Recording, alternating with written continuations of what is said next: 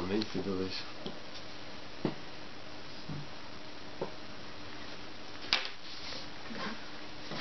Nuestro trabajo ha partido de una simple pregunta a nuestro entorno. ¿Sabes por qué Espinardo se llama Espinardo?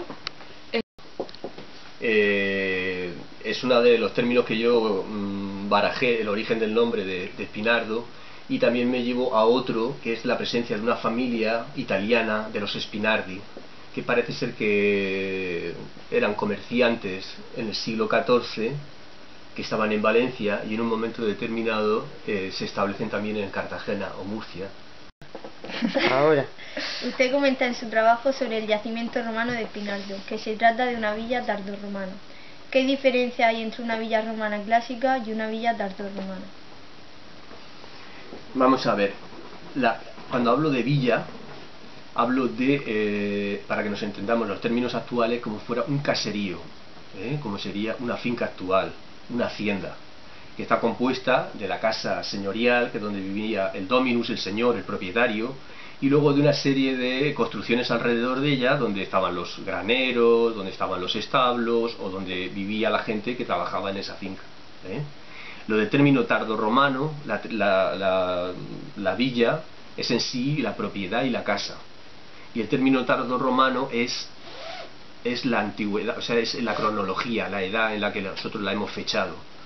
Una villa clásica podría ser del siglo I o puede ser del siglo IV, pero cuando hablamos de villa tardorromana es que estamos hablando ya de una villa del siglo IV o V, después de Cristo, para entender. ¿En qué se basan para afirmar que este asentamiento es más antiguo que el de la propia Cartago? Si hiciéramos una visión aérea de la ubicación de nuestro centro, veríamos que el lugar donde se encontraba la necrópolis, Terra Natura y el antiguo Palacio de Espinardo, actual Colegio de la Consolación, forman un triángulo. ¿Nuestro centro sería el lugar de explotación, defensa o formaría parte de la zona de descanso? Eso no lo puedo decir. No.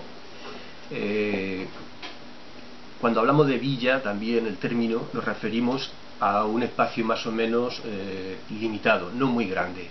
No es una ciudad, no es un pueblo.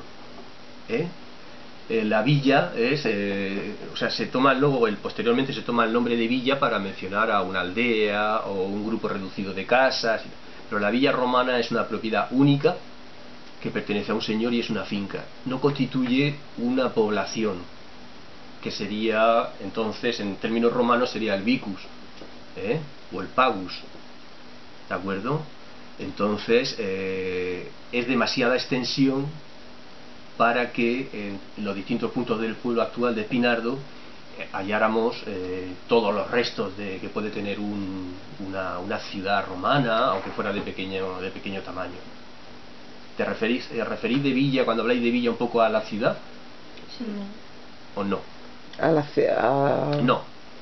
No, ella al término villa. Al término villa, es que es demasiado extenso. O sea, nosotros allí en la zona de Joven Futura, la verdad es que tenemos zonas de trabajo, zona de almacenamiento y de producción. Sería la parte fructuaria donde se trabajaba y se producía. Seguramente tendría una zona residencial que nosotros no la hemos encontrado todavía, pero está demasiado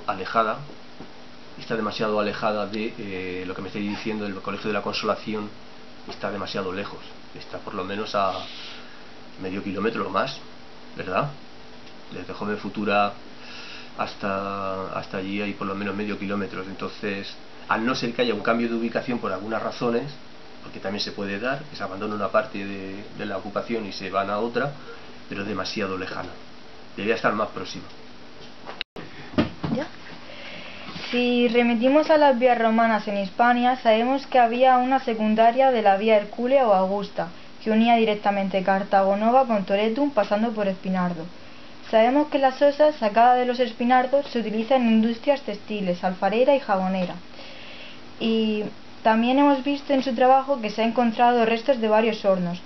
¿Podríamos hablar de un comercio de estas industrias entre Toletum, Cartago Nova y por supuesto Roma, donde estas industrias eran básicas en su economía?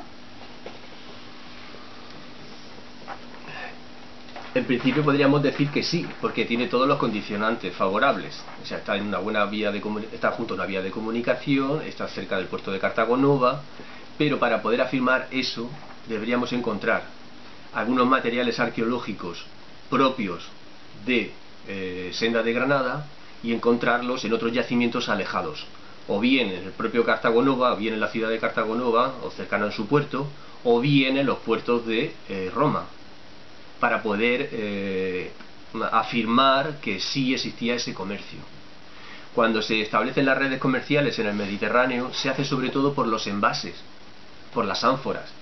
Entonces sabemos que hay ánforas que venían del norte de África, venían ánforas de la propia Italia, venían ánforas del Mediterráneo oriental, de la zona de Palestina, pero lo sabemos porque conservamos el envase, el tipo de envase.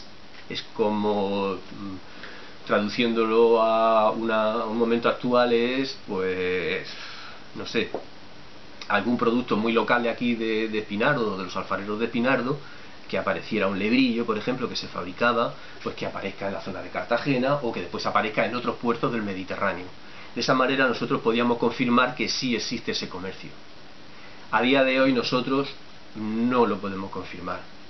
Sí sabemos que fabricaban ánforas y unas especies de jarras grandes para almacenar líquidos, y también sabemos que en otras circunstancias los romanos, cuando en estas villas que producían alimentos y producían aceite y vino, lo envasaban, ellos mismos fabricaban sus ánforas para comercializarlo, ¿vale? Entonces hemos encontrado los hornos, hemos encontrado los restos de las ánforas y hemos encontrado los restos de las jarras, pero no hemos comprobado si este tipo de envase aparece en Cartagena también o aparece en otras zonas.